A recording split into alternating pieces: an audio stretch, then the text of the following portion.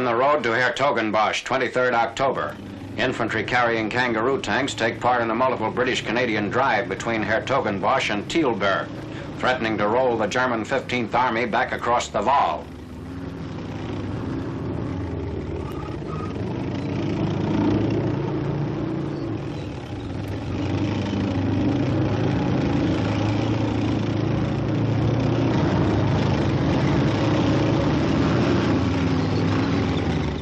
Opening fire near Hertogenbosch, eastern anchor of German defenses between the Nijmegen salient and the North Sea. As three columns of General Sir Miles Dempsey's British Second Army converge on the city, German resistance steadily deteriorates. One Nazi regimental commander is reported to have said that his situation maps were useless. 6 miles south of Hertogenbosch, British elements attempt to cross one of the many canals in this sector. Tanks and Bren guns giving supporting fire.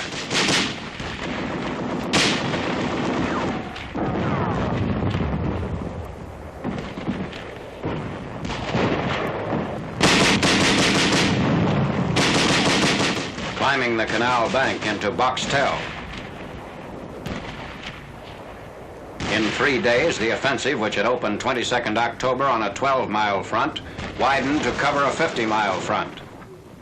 On the outskirts of Hertogenbosch, for centuries, key city and Dutch defenses. A crocodile flamethrower directs its fire at the opposite bank of a canal.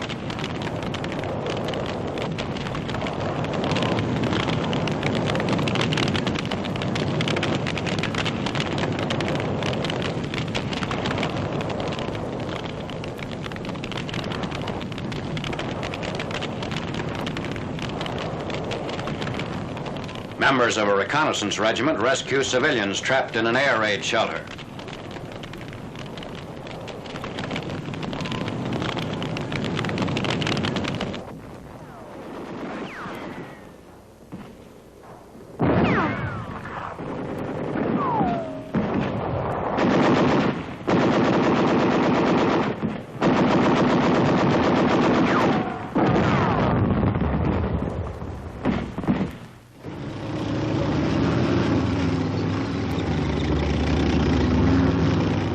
Liberated citizens, under German rule since the spring of 1940.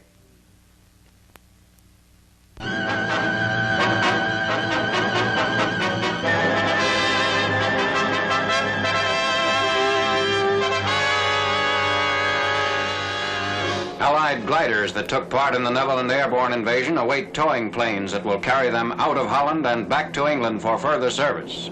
Field repairs are made on some of the gliders which were damaged while landing. Landings were made 17th September, north of Eindhoven, southeast of Nijmegen, and west of Arnhem, the largest airborne operation ever attempted.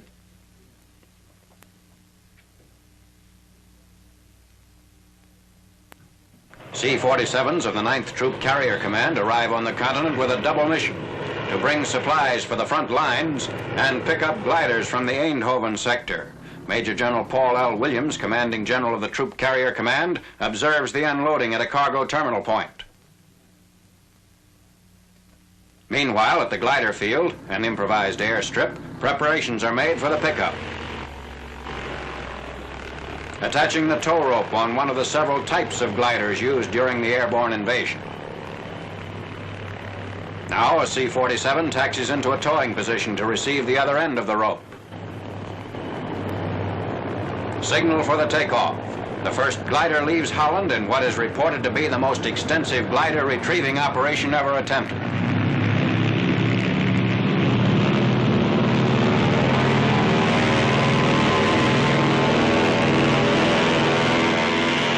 A special glider pickup device is used, designed to make the landing of a tow plane unnecessary. The glider is ready for a snatch pickup, but the tow rope snaps loose, springing back at the glider's nose.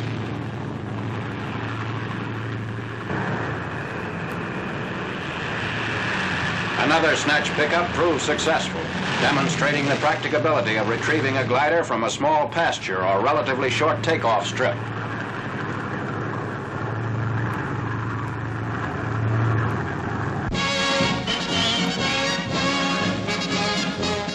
more films of American planes engaging in Allied tactical operations on the Western Front. Aircraft operating from the Strasbourg area to northern Holland strafed gun positions, supply dumps, troop concentrations, rail lines, and other targets.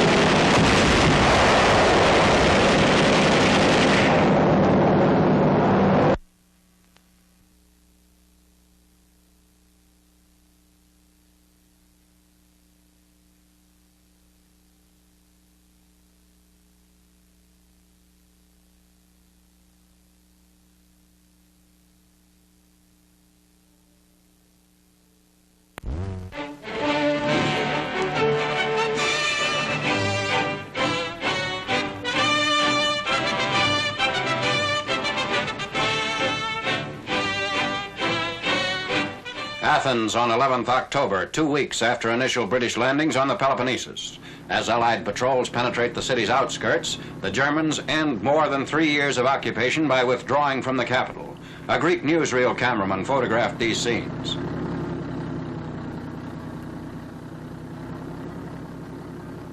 The Nazi exit is the signal for a 3-day celebration by the Athenians. At Piraeus, port for Athens, Allied troops and materiel are disembarked.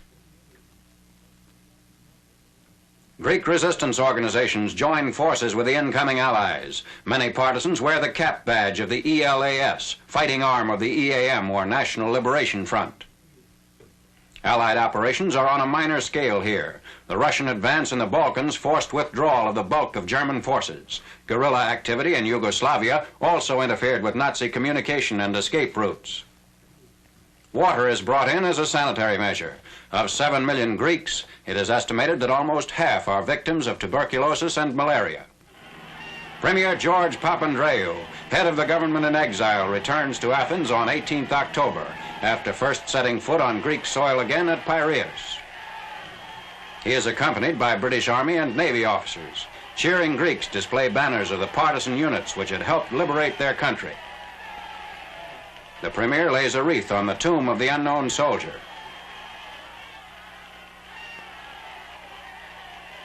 With British Lieutenant General Ronald M. Scobie, Allied commander. British armored units receive an enthusiastic welcome. Refugees from areas devastated by the Nazis are said to have swollen Athens' population to almost twice its pre-war size. KKE is the fighting unit of the Communists, one of several anti-fascist groups operating within the EAM. Premier Papandreou has announced that EAM militia will police Greece until 1st December.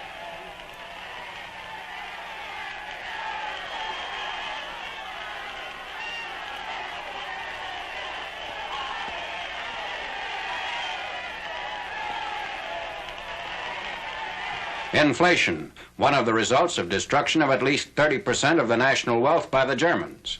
Worth slightly under a cent before the war, the drachma must now be considered worthless.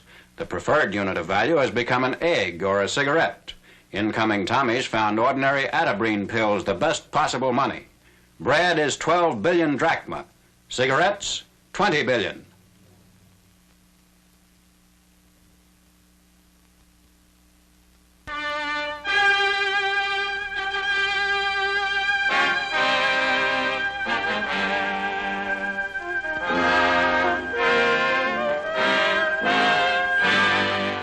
One of Lieutenant Colonel Gordon S. Seagrave's portable surgical units serving with advanced Allied detachments in the North Burma campaign. Units such as this, with their makeshift jungle quarters and mixed American, Burmese, and Chinese personnel, often administer surgery under Jap artillery and sniper fire. Colonel Seagrave operates on a wounded soldier. Even the discomfort of the monsoon season is overlooked in the treatment of emergency battle injuries. A September 1944 report on casualties in the Burma campaign listed 27,000 wounded and 250,000 temporary casualties due to malaria, dysentery, and other tropical diseases. All Chinese medical personnel were trained at the American Training Center for the Chinese Army in India.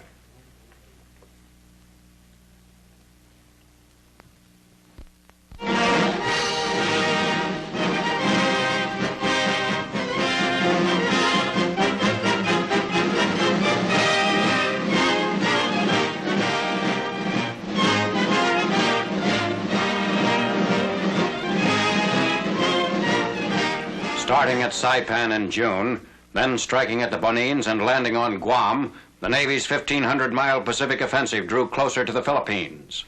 Then came simultaneous invasion of the Palau Group and Morotai, softening up strikes against Formosa and Philippine bases, the pounding of Leyte, and first landings by General MacArthur's troops.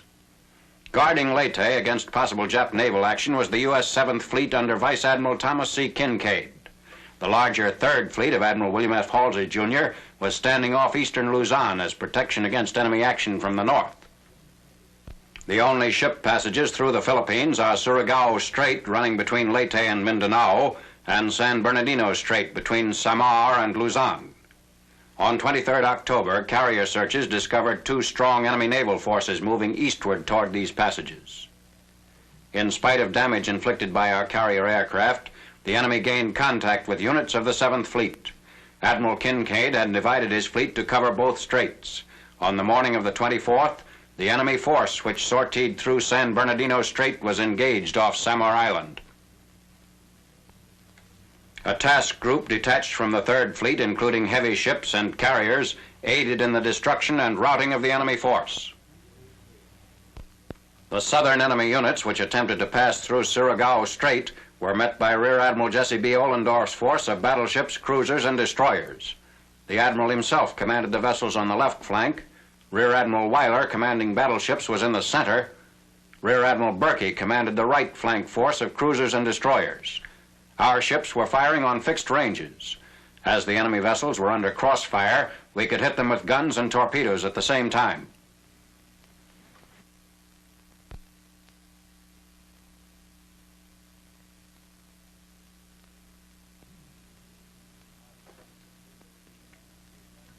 Our forces pursued the retreating enemy through both the Surigao and San Bernardino Straits.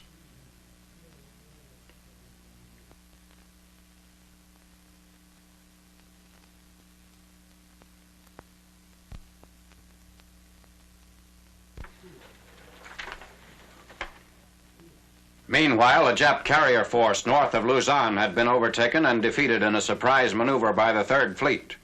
In his October 29th communique, Admiral Chester W. Nimitz reported that at least 58 enemy vessels were sunk or damaged in the Second Battle of the Philippine Sea.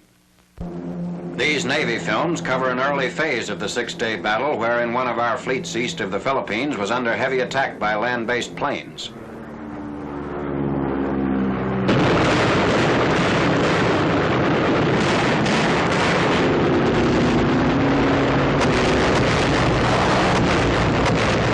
Zeke comes down in flames.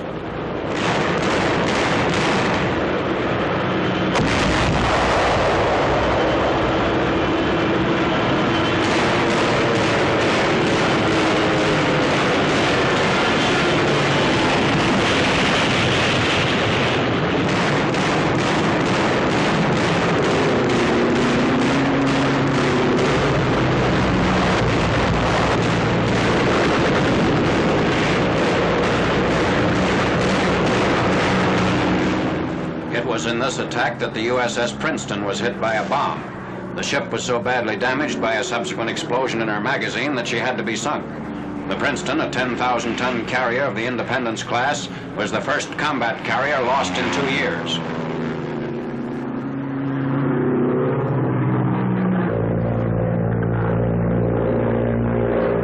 Otherwise, most of the American carriers escaped damage.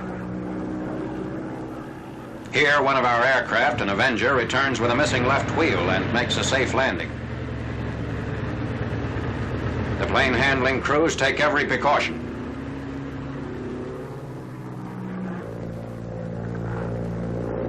Another pilot brings down a damaged hell diver, which is minus its tail hook. As the plane can't be stopped by the arresting gear, the pilot must rely on his brakes.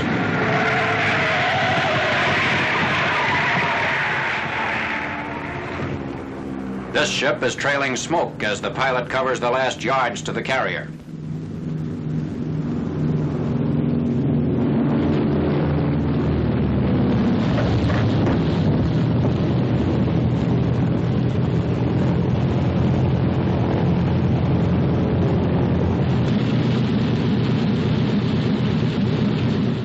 Losses of enemy aircraft in this engagement are reported to total more than 150.